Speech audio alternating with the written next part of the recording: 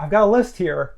It's not a binder full of women. I'll tell you that. Good. This is not a top 10. Just getting that out of the way. Yeah, we're not ranking anybody.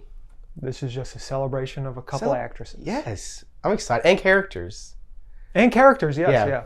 I'm excited. This is, let's do this. We thought we'd celebrate some actresses that have had really, really good roles. A few of them on this card. Not list.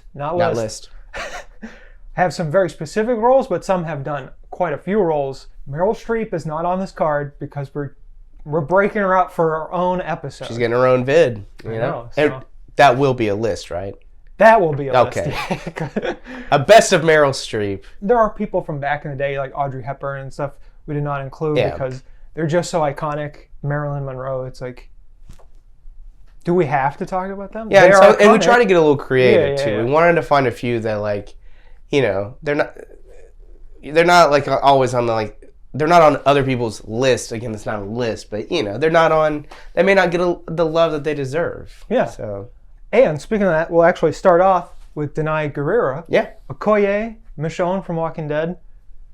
When you think of it, she's not really a lead, but in Wakanda Forever, she definitely is like second lead in the movie. So. I think, too, this is a character that from the moment she shows up in Black Panther, you're like, this person rules. Yep. She's so cool. She just is an incredible, one, she's an incredible actress. Mm-hmm. And two, her character is awesome. I've never seen Walking Dead, but I do know that she is Michonne and that she has samurai swords and she has 2 zombies on chains. And that just sounds awesome too. Again, never seen the show. I don't know where that all goes.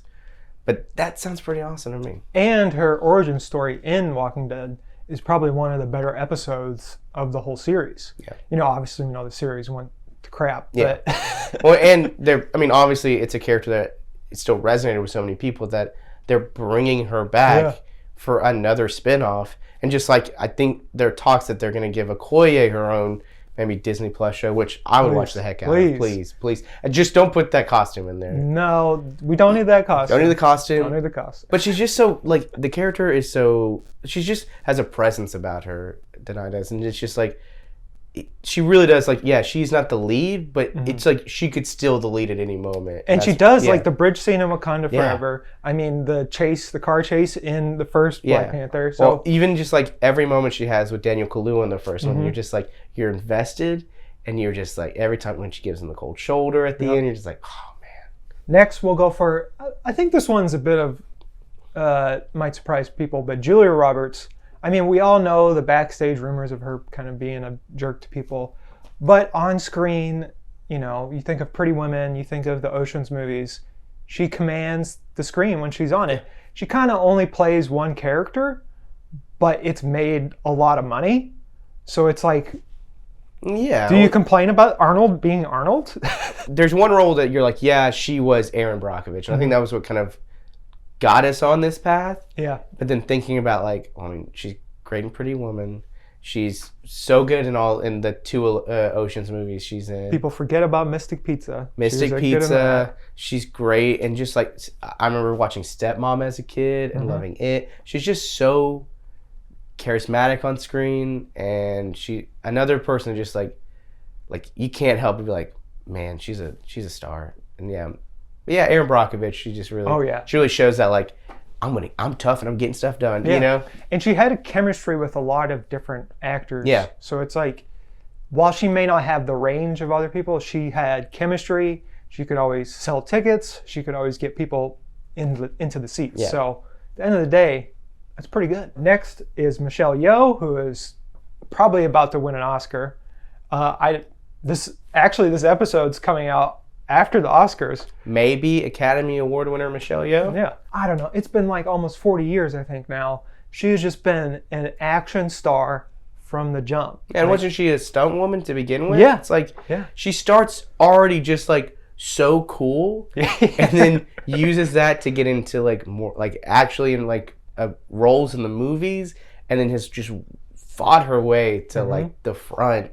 And just she's a good actor too. It's like she could just be like, it's it's a stunt person who, you know, is pretty good, but like, yeah, she's nominated for an Academy Award. She was like in one of the best movies last year. Yeah. And she basically was toe for toe against Jackie Chan in a couple movies. Yeah. Obviously, Crouching Tiger doesn't work without her. Yeah. Neither does Shang-Chi. Yeah, you really think about it. You think, and you're like, man, she is in all these iconic movies, and kind of to the back, she's in a Bond, right? Yeah, she's in one of the Bonds, like one of the good Pierce Brosnan Bonds, thankfully, and it's like she just is someone who has popped up in like all of this culture, you know, from like Bond to Crouching Tiger to now Marvel. Another one that's kind of out of left field is Reese Witherspoon. It's my pick. I know, but when you really think about it, at first you're like, well, I don't know, but then you think about Elle Woods. Yeah. You think about her in Election, and then you're just like, okay, she's good, she's great. We already know she's great, but I think some people don't realize because of how many rom-coms she's done. Yeah, and I think what people don't give her enough credit for is like, people like Julia Roberts comes up through these kind of romantic comedy movies and her co-stars. Like Reese, for some time, like Reese was in Election, and it's like, that's not a romantic comedy. Yeah. Legally Blonde is more comedy than anything, and it's so good. She is the lead. We won't talk about Fear, but you know, Walk the Line. I mean, I know some people don't like Sweet Home Alabama, but it's a performance that she is like the person. Yeah. And even things like now she does things like she's a big producer. She kind of helps other people get their projects off the ground. So she's a name now that like even behind the camera, someone's like, oh, well, Reese is attached? Well, yeah, of course. We're going to give you all the money. Yeah. She proved that she could command the screen just like Julia Roberts and sell tickets. So it's like, if you're hating on this pick, I don't know what to tell you. Next is Jodie Foster, who since like 12 years old has been stealing movies from other people. And especially, I mean, the whole reason Silence of the Lambs works so great is because of her, Clarice Starling. So good. But you also think about like, you know, the movies she won awards for back in the 80s. She's really good about like, I'm not going to take a role that's just like in the background. I want to be in the forefront. I want to show what I can do. Speaking of someone that just like when they're on screen, you're just like captivated. Charlize Theron, her first couple of roles weren't that great, but she was just starting to get into acting. But then once she found her groove, and then obviously the apex was probably Furiosa in Mad Max. And Monster, actually, too, now I think about it. So I think she's someone who has kind of carved a spot to be like, she is the, like, when you think about, like, a woman in the lead of an action franchise or role, like, she's that person. Like, Atomic Blonde, Furiosa, what's the guard one that they're making a sequel the old guard. The old guard. And we're getting a new, she's in the next one, too. Like, she's someone who, like, I think anytime you pitch, like, she's a woman and she's tough and she's gonna. The first person on the list is gonna be Charlize. Next is Carrie Fisher, specifically for Princess Leia. I mean, I'll let the Star Wars guy talk. It's not just Princess Leia. It's just that whole idea of someone who became iconic for one thing and then said, nope, that's not the only thing I'm gonna do. Just even her roles is like she kills in Blues Brothers. Yeah. She is fantastic in When Harry Met Sally. She, even in her like Scream 3 cameo, it's like it just brings me joy just watching it. And like also just like her books, the punch up she did on scripts, like she's just someone who like showed up and was like, no, I'm not just Princess Leia, but also someone who recognized like, well, yeah, but that's where it all started. Yeah. Next is Uma Thurman. I mean, obviously, you go straight to Kill Bill. Yeah. She is good in other roles, obviously. I mean, there's a whole reason why, Pulp Fiction, she is the anchor to that movie in the same way Samuel L. Jackson is the anchor. Yeah. So it's like, you cast her to know that you have a strong lead actress. Yeah. And that's she doesn't really play supporting actresses that much. Unfortunately, about Uma and The Bride is like, it's so iconic. Mm-hmm. Like, I'm sitting here and I'm like, what's another Uma Thurman movie? Just thought about Batman and Robin. Don't talk about it, but it's like she created a role that was so incredible, so iconic, so action packed. It's like this is the first thing you jump to. Yeah. It's like, and so I wish I could sit here. I know them. I know other Umas besides my super ex-girlfriend in Kill Bill and Batman and Robin. But I can't do it right now because every time like I close my eyes to think about Uma, I think about her just having a Hanzo Hattori sword and just kicking butt. You know who I was thinking of as I was thinking about Kill Bill is Geena Davis in A Long Kiss Goodnight. I don't know if anybody's ever seen that, Yeah. but it's just a great... Because Geena Davis for a long time was just doing like comedies and obviously The Fly and a bunch of dramas. And then she did this crazy action movie, The Long Kiss Goodnight. Is that the one where she got blonde hair too? Mm-hmm. Oh yeah. And Samuel L. Jackson's in that too. Yeah. Man, we should have put Geena on the list. I'm starting to regret it. Actually, if you track Samuel L. Jackson's career, you can find a lot of great actresses. Next, probably the whole reason we made this video, for me anyways, is Sigourney Weaver. Yes. Especially Ellen Ripley. She basically transformed what a lead in a woman-led role is. Yeah.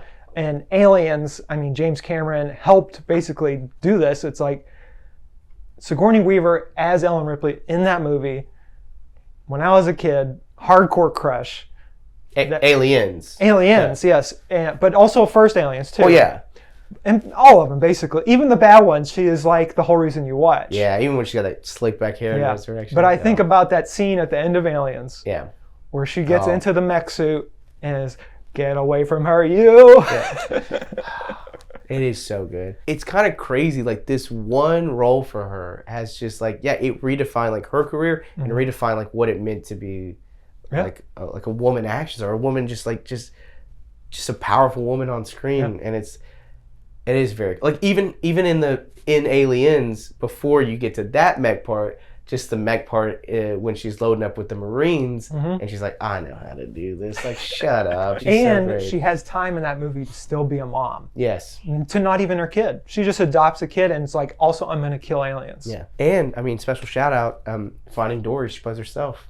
That's right. Sigourney Weaver is canon. And this little thing, this little poster right here. Oh my god! I was like, which Sigourney Weaver movie? Oh, we're forgetting where she is incredible. And I'm like, Ghostbusters. oh yeah, it's Ghostbusters. Viola Davis.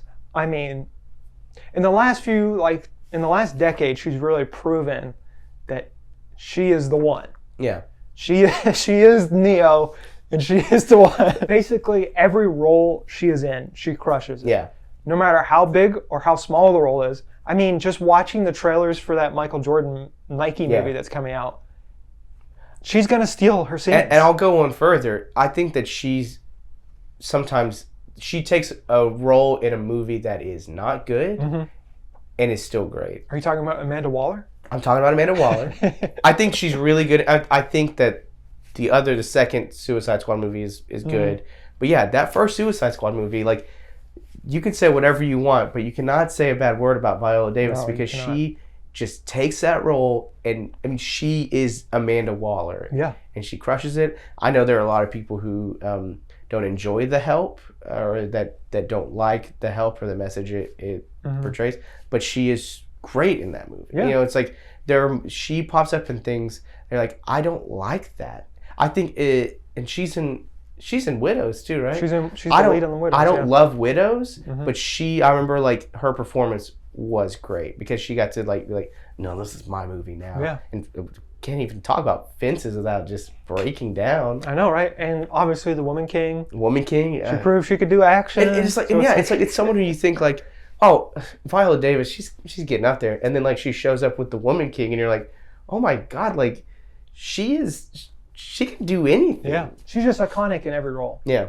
and I think that's indicative of everyone we talked about today. Yeah, and there's so many we've left off. I mean, I wasn't 100% sure where this, not a list, where the writings were going, which name was going to come up next. But you know, I kind of forgot that we didn't put Zoe Saldana on there. Yeah. Who has been in so many billion-dollar movies. She is the billion-dollar woman. She's in so many great franchises, and that's not even a slight against her because she's also in other great movies as well. There's just so many great women who are doing awesome things. We didn't talk about Brie Larson. Her in The Room is like, it's just amazing what so she good. does there. You know, you start thinking like Anne Hathaway, like all these, even people like Michelle Williams who Yeah. You don't, she doesn't like show up with a lightsaber or show up in a Marvel movie, but she was in Venom. She was in Venom. That's true. But I mean, from day one in Dawson's Creek, just killing the game. Yeah. So there's so many people. Natalie Portman. You can go through the list. Mila Kunis even. Gosh. Like you can go through and just name so many great actresses, and I mean, without good actresses, there are no good movies. So. Un esercito di prodi